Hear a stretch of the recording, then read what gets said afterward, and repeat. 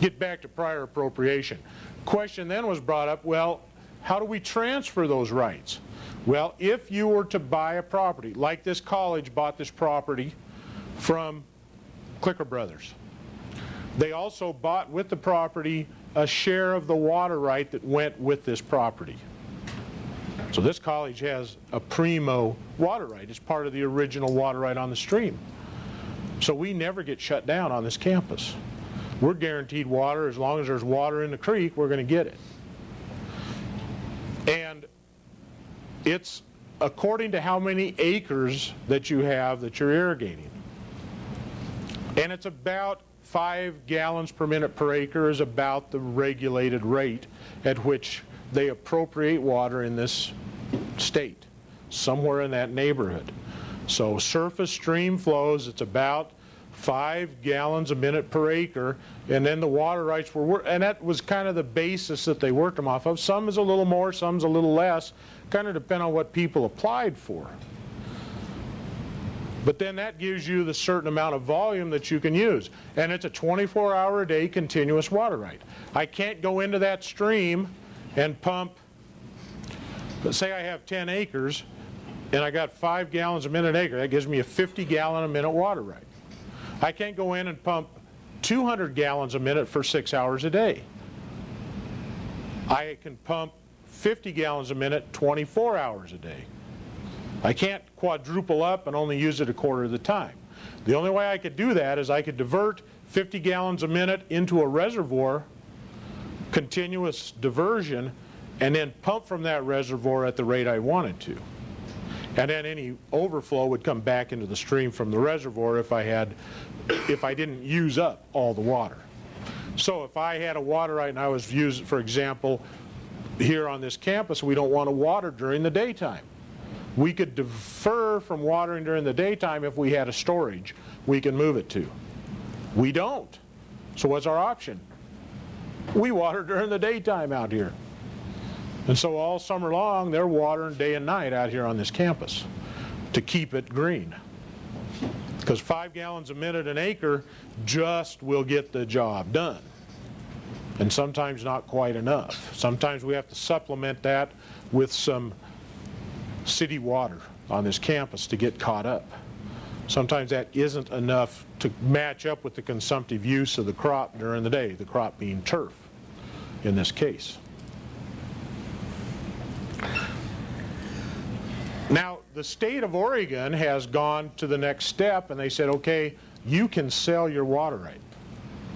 Question was brought up by Dan. What can you sell it? But who has the right to buy the water right in the state of Oregon? The state of Oregon has the right to buy the water right. You can sell your water right back to the state. Why? Why would they want to buy the water right? Resell it? Reappropriate.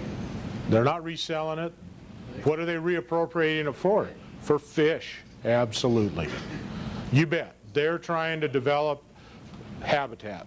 And so they're buying back water and maintaining it in the stream, and it must stay in the stream. So if they were to buy the #1 water right in Oregon, say on the Walla Walla River, it would guarantee that much water then would come down the stream.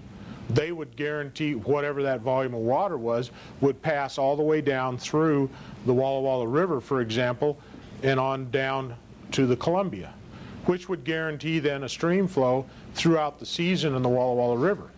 And then what would be monitored would be the minimum flow at spots along that Walla Walla River to guarantee that that minimum right was being appropriated downstream for the fisheries. And that's what the state of Oregon is doing. They're actually developing a process of buying back water rights. Now the state of Washington, it's kind of a novel idea. It hasn't happened yet. What you can do in the state of Washington at this point, and I'm not sure I'm really up on the law, it's somewhat questioned, but you can transfer water rights within a stream. So if Clickers were to sell this property, they could have taken the water right that went with this property and transferred it to another piece of property on Mill Creek, somewhere else, and kept the right, kept the water right, and just moved it on the stream. And they did. They sold part of it, and they knew there was going to be a whole bunch of parking lot and buildings and stuff, so there was extra water right that wasn't going to, the extra area that was never going to be irrigated. There's a lot of footprint out here that is asphalt and concrete and building. And so they only sold part of the water right that went with this property, and they kept the rest of it and transferred it to another piece of property they owned up along the stream. So that can be done in the state of Washington. Yes, sir. Instead of taking all the water right and reused it at Mill Creek, Yeah, what would you have it done? Reapply for an older, like a newer one? Okay, if they were to take the whole water right from this property would not have had a water right.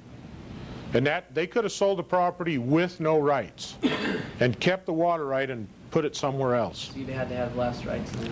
And so then this place wouldn't have had a water right because they're not issuing any more surface water rights. They were not issuing any surface water rights back in 1974 or whenever it was they built this campus.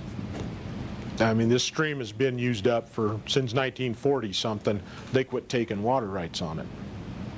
So they just wouldn't have been able to get surface water rights. And that's one of the negotiations you always make when you buy property. You know, piece of property, there's a lot of people trying to subdivide property out on the west side of Walla Walla. Irrigated fields.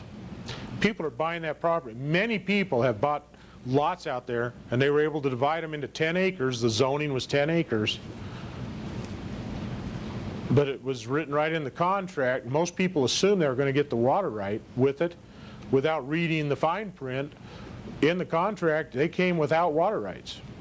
So there's a whole bunch of people got 10-acre plots out here on the west side of town, thought they were going to have their nice little horse pasture, nice irrigated pasture. Well, wrong. They can get 1/2 acre of domestic water use for a lawn, period. That's all they can use. Drill their own well. They didn't get the water right that went with it. And there's a lot of them out here on Wallula Road that got stuck that way.